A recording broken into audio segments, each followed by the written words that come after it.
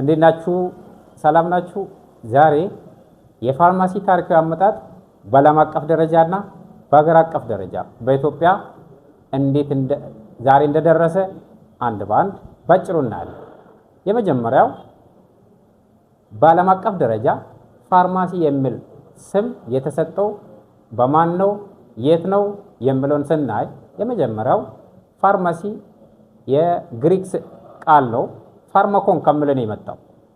አብዛኛው የግሪክ ፈላስፋዎች ፋርማሲ ላይ ወር የፋርማሲ ኮንሰፕት ላይ ድሮ በመስራታቸው ይሄ ስምም የተሰጠው ከዛ ነው። ፋርማኮን ዳይሬክትሊ ሲተረጎም the effect of poison or spill የሚለውን ሲሰጠን the effect of this poison to treat different diseases እና የፋርማሲ ምልክቷ ዋንጫ ላይ የተጠመጠመው እባብ or the serpent on the that given material የመጀመሪያው ያችን ምልክት የተጠቀመችው የበዛን ጊዜ ሕክምና በመድኃኒት የተለያዩ መድኃኒቶችን እየቀመመ ሕክምና የሚሰጥ አስክሎፒዮስ የሚባል የሱ ልጅ ናት ሃይጂያ የምትባል እና እሷ መጀመሪያ ምንድነው የምታደርገው?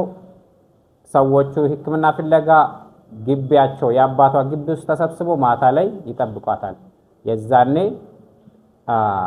ዱላን በአንድ እጅ እባብ የተጠመጠመበትን እና ያቺን ዋንጫውን ደግሞ የመድኃኒቱን የያዘችበት ይዛ ስትመጣ ያንን አንድ ላይ ለምንድን ያዘችው የሚሉን ፈላስፋዎቹ ያንን ሐሳብ ከዛ አንስቶ አሁን ላይ ዓለም ላይ የሕክምና ምልክትም የፋርማሲ ምልክትም የሆነው ዋንጫ ላይ የተጠመጠመው እባብ ምልክት ሆኖ እስከዛሬ ቀጥሏል።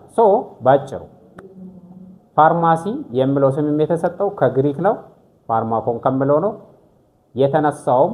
ይሄንን ምልክትም ሲጠቀሙ ምልክቱንም የተወሰደው ከሃይጂያ የያዘችው የዋንጫ ላይ ዋንጫና እባብ አንድ ላይ ይዛ ስለምትንቀሳቀስ እባብ ደግሞ የተለያየ ኮንሰፕት አለው። ስለሱ ሌላ ጊዜ በደንብ እናያለን።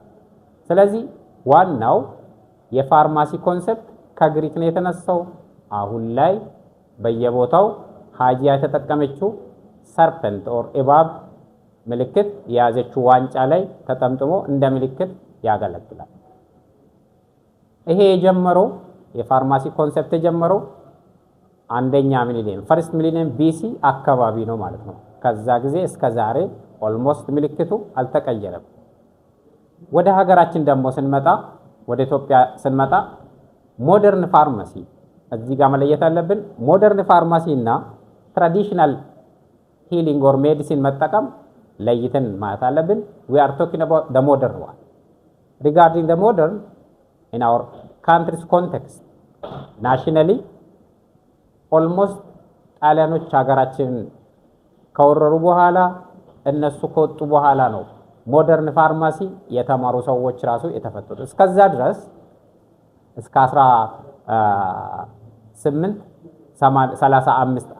1935 ድረስ አብዛኛው የሀገራችን ሰዎች ሞደርን ፋርማሲን የተማሩ ሰዎች የሉም፣ አንድም ሰው የለም። እስከዛ ድረስ ፈረንጆቹ ናቸው እዚህ ሀገር እየመጡ ሞደርን ሜዲሲኖችን ታብሌቶችን የሚሸጡ የነበሩት ኦር ዲስፔንስ ያደርጉ የነበሩት ማለት ነው። ጣሊያኖች ከወጡ በኋላ ኢትዮጵያኖች ጣሊያኖች ያቋቋሙትን ሴንተሮች በአዲስ አበባ፣ በጅማ፣ በጎንደርና በሐረር፣ በድሬዳዋ እነዚህ ሴንተሮች አሉ። እነዛን ሴንተሮች የሚቆጣጠሩና እዛ ፋርማሲ ሴንተር ውስጥ የሚሰሩ ሰዎችን ማሰልጠን የተጀመረው ለመጀመሪያ ጊዜ ማንበብና መጻፍ እንግሊዘኛ ማንበብና መጻፍና መረዳት የሚችሉ ሰዎች ጥቂት ሰዎች ተሰባሰቡ። ወደ 11 ሰው ነው የተማረው። ከዛ ውስጥ 4 ሰው ነው የተመረቀው። ከዛ በኋላ 1943 ላይም ሁለተኛ ዙር ሌላ 6ኛ ክፍል የተማሩ እንግሊዘኛና የተለያዩ ፈተናዎችን ተፈትኖ ያለፉ ሰዎችን ተጨማሪ ተማሩ። ከዛ በኋላ ሰርቲፊኬት ነው የተሰጣቸው። ከዛ በኋላ አዲስ አበባ ዩኒቨርሲቲ ላይ የመጀመሪያዊ ፋርማሲ ብራንች ተከፈተ እያለ እየሰፋ ከዛ ጅማ ከዛ ጎንደር እያለ ነው የቀጠለው። አሁን ላይ ብዙ የግል ኮሌጅም የግል ዩኒቨርሲቲም የመንግስትም ላይ ዲፓርትመንቱ ተስፋፍቶ ብዙ ሰው ፋርማሲ የተማሪ ሰው እናገኛለን።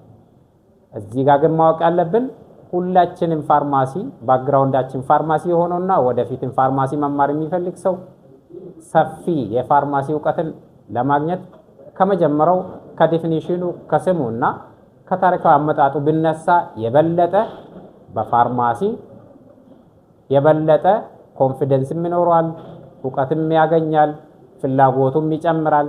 ስለዚህ I personally recommend everyone to have the basic concept of pharmacy from the pharmacist who has got the original science from the scratch.